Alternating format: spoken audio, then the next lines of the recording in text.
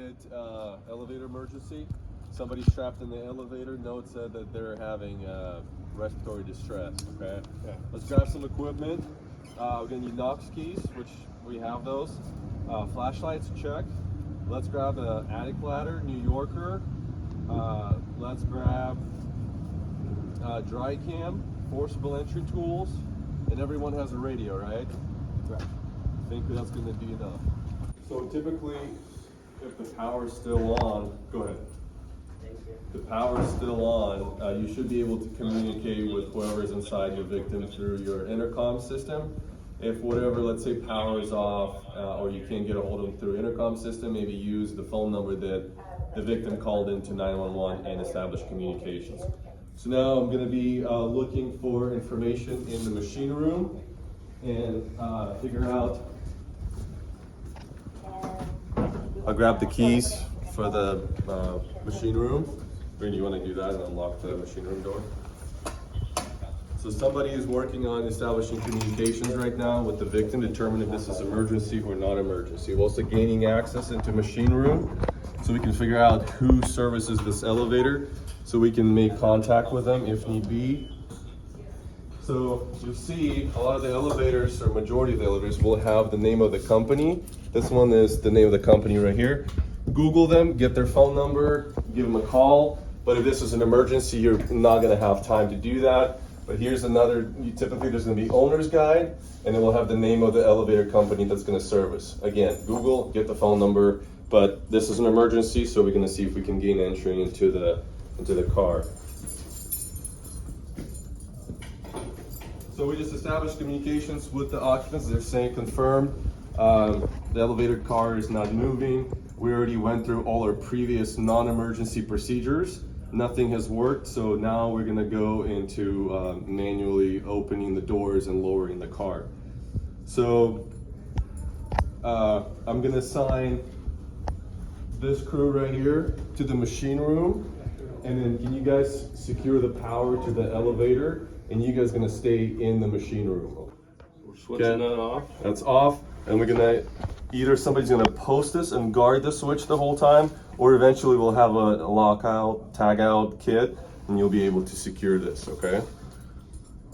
Now, if you guys wanna get make entry into that, I can show everybody what. You want to go from the closed. Doesn't matter. There's the switch. Relief valve. Manual lowering door. 51, unconscious or taken Okay. from facility. So at this point, make sure you have enough resources on scene. I request BC. Make sure you have at least 2 companies on scene. You're gonna need the manpower to do this. But somebody's in the machine room. We've confirmed the power is off. Also, if you have contact with the occupants, make sure your 110 switch is still on. You have power in the elevator car, but make sure your main disconnect switch to the elevator car is off. So now we're ready to open the elevator door, and 90% of the elevator door will have a drop key, and the other 10 will be the half moon key, and this one works up and down motion when you put it into the keyhole, and this one works by twisting it. So again, power is off. We don't want to be doing this with power to the door. So as you're retracting this, you're going to be feeling it in, and you might have to keep twisting it till you feel.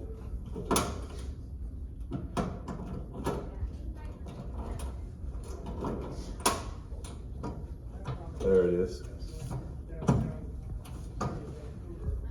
All right, as I'm opening, I'm gonna be careful, okay?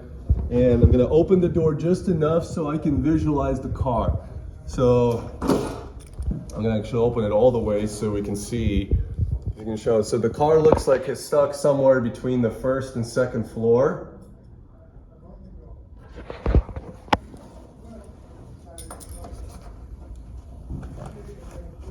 Use your foot, so and stay in control of the car.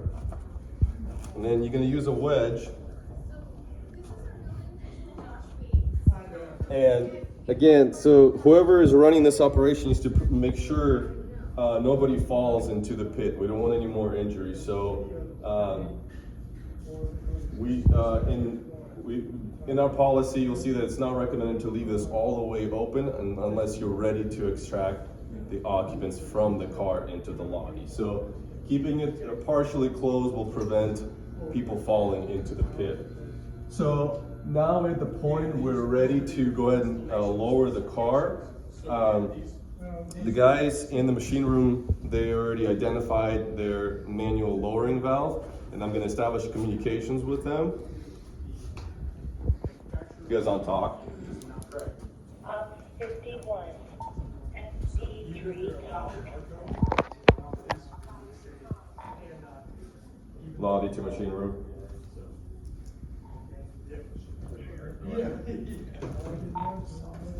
We're ready for the car to start coming down. Go ahead and activate the manual lower valve.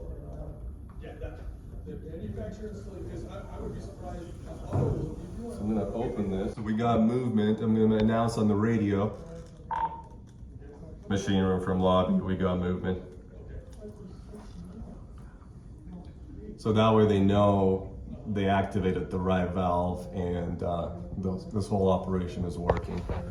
So again, we're gonna bring this up to about 4 inches before your floor level. You don't wanna go lower than that if you can. So about a foot, as it comes down, about a foot from your lobby, I'm gonna call them and have them start shutting down the manual lowering valve.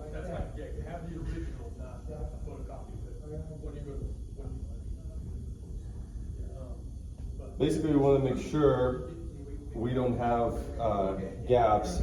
And again, if the car is 3 feet above, 1 second. Machine room from lobby, go ahead and stop.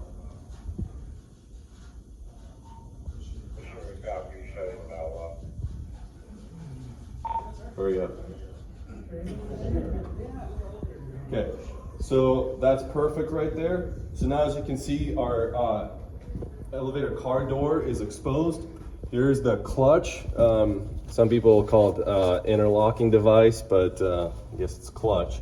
So this is the part that you would activate to open the car door.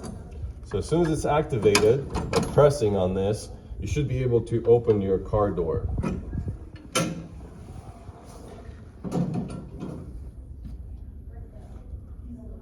And now we made access and lowered the elevator car. And now you should be able to bring them out safely. This is where you're okay to fully open the door, wedge this. And again, we never restore power to the car. This is gonna be calling the elevator maintenance company and they will do that part. Once we remove the victim, we're done. Leave the main power switch disconnected and the elevator company will handle the rest.